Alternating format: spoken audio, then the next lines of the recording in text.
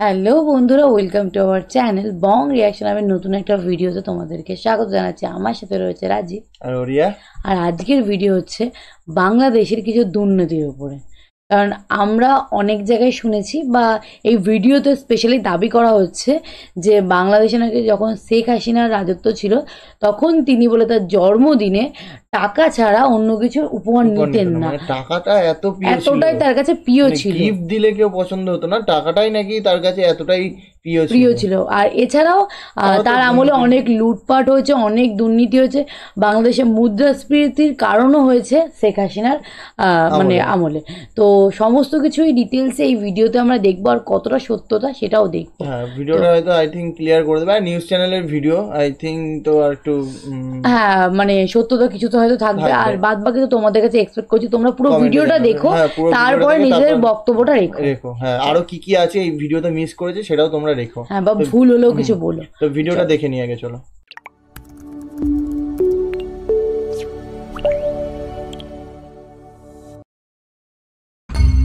জন্মদিনের টাকা ছাড়া অন্য উপহার গ্রহণ করতেন না শেখ হাসিনা।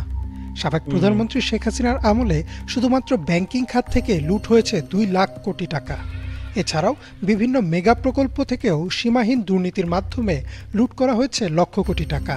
সর্বশেষ লুটপাটের উদ্দেশ্যে 60,000 কোটি টাকা ছাপিয়ে বাজারে ছাড়ে বিগত সরকার। ফলে মুদ্রাস্ফীতি পৌঁছে যায় চরমে। শেখ হাসিনা ও তার পরিবারের বিভিন্ন সদস্যদের বিরুদ্ধে উঠেছে এমনই অর্থ পাচারের অভিযোগ। শেখ হাসিনার এক সময়ের ব্যক্তিগত সহকারী মুক্তিযোদ্ধা মতিউর রহমান রেন্টুর লেখা আমার ফাঁসি চাই বইতে রয়েছে শেখ হাসিনা, শেখ রেহানা সহ তাদের পরিবারের অর্থ লোভ ও টাকা পাচারের তথ্য। তিনি বইতে লিখেন শেখ হাসিনা তার রাজনৈতিক জীবনে শুধু 2টি জিনিস চাইতেন, টাকা আর লাশ। টাকার প্রতি তার এত বেশি টান ছিল যে 28 সেপ্টেম্বর তার জন্মদিনে যদি কেউ টাকা ছাড়া অন্য কোনো উপহার দিতেন তা তিনি গ্রহণ করতেন না। বাবা, এরকম ব্যাপার ছিল নাকি? এছাড়াও বিভিন্ন প্রকল্পের নামে চলত সীমাহীন লুটপাট। এমনই এক প্রকল্পের কথাও উঠে আসে রেন্টুর বইতে। শেখ রেহানা ও তার স্বামীর পরামর্শে শেখ হাসিনা রাশিয়ান জঙ্গি বিমান ক্রয় করেন আর সেখান থেকেও মোটা অঙ্কের কমিশন নেন। রেন্টু শেখ রেহানাকে শেখ হাসিনার ক্যাশিয়ার বলে আখ্যায়িত করেন, কারণ হাসিনার আর্থিক লেনদেনের হিসাব রাখতেন তার বোন শেখ রেহানা। শেখ হাসিনা যখন 1996 সালে প্রথম ক্ষমতায় আসেন তখনই শেখ রেহানা বোনকে বলেন, শেখ মুজিব কি তোমার একার বাবা, আমার ভাগ কই? এ নিয়ে দুই বোনের মধ্যে মনোমালিন্য হলেও পরবর্তীতে শেখ হাসিনা এই শর্তে রাজি হন যে রেহানা হবেন তার ক্যাশিয়ার, অর্থাৎ সব টাকা শেখ রেহানার হাত দিয়েই আসতে হবে এবং তিনি সবকিছু হিসাব রাখবেন। চলতি বছর কোটা সংস্কার আন্দোলন ঘিরে সহিংসতায় মেট্রো রেলের মিরপুর 10 ও কাজীপাড়া স্টেশনে হামলা, ভাঙচুর ও অগ্নিসংযোগ করে দুর্বৃত্তরা। শেখ হাসিনা সেই স্টেশন পরিদর্শনে গিয়ে চোখের পানি ফেলেন আর জানান স্টেশন মেরামত করে চালু করতে খরচ হবে প্রায় 350 কোটি টাকা আর সময় লাগবে 1 বছর। অথচ তার পদত্যাগের পর অন্তর্বর্তীকালীন সরকার 2 মাসেরও কম সময়ে কাজীপাড়া স্টেশন মেরামত করে চালু করে, আর এতে খরচ হয় মাত্র 20,50,000 টাকা। বাবা, তার মানে এখানেও একটা হিস্সার মানে ভাগিদার হওয়ার চেষ্টা করেছিল। সেটা তো মনে হচ্ছে। সত্যিকারে মেরামত করে চালু করে, আর এতে খরচ হয় মাত্র 20,50,000 টাকা। এছাড়াও 1986 সালের নির্বাচনেও মোটা অঙ্কের টাকা নেন শেখ হাসিনা।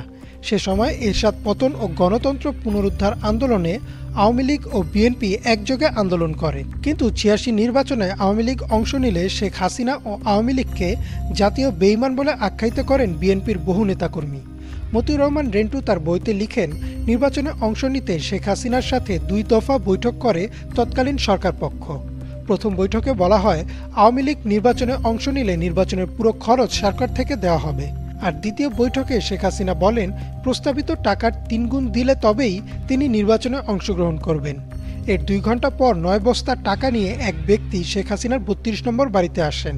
সেই টাকা হাতে পাওয়ার পরেই নির্বাচনে অংশ নেয় আওয়ামী লীগ এবং 76টি সিটে জয়লাভ করে বিরোধী দল গঠন করে। এসব ঘটনা ছাড়াও শেখ হাসিনার আমলে শেয়ার বাজার কেলেঙ্কারি ছিল একটি উল্লেখযোগ্য ঘটনা। শেয়ার বাজার কেলেঙ্কারিতে হাজার হাজার মানুষ তাদের সারা জীবনের পুঁজি হারান। এই কেলেঙ্কারিতে অভিযুক্ত ব্যবসায়ী সালমান এফ রহমানের বিচার তো হয়নি, উল্টো তিনি হয়ে যান শেখ হাসিনার বেসরকারি শিল্প ও বিনিয়োগ উপদেষ্টা। এমন আরও বহু আর্থিক কেলেঙ্কারিতে জর্জরিত ছিল শেখ হাসিনার সরকার, যার সরাসরি প্রভাব পড়েছে বাংলাদেশের সাধারণ মানুষের উপর। আর এই প্রভাব কমানোই বর্তমান অন্তর্বর্তীকালীন সরকারের প্রধান লক্ষ্য ও চ্যালেঞ্জ। ইমরান মাহমুদ, বাংলা ভিশন।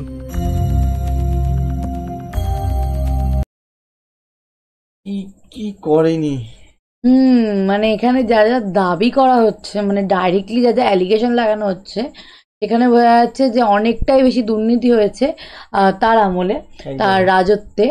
আর সেটা তো আমরা মানে বলছি, হ্যাঁ, স্পেশালি যেটা মেট্রোর কথা বললো, যে হ্যাঁ আমরা শুনেছি যে উনি বলেছেন যে সময় লাগবে, তো সেখানে হ্যাঁ এটা তো আমরা দেখেছি যে খুব তাড়াতাড়ি মেট্রোর কাজ হয়ে গিয়ে মেট্রো শুরু করা হচ্ছে বা অনেক উন্নতির কথা চেষ্টা করা হচ্ছে এখন অন্তর্বর্তীকালীন সরকারের দ্বারা।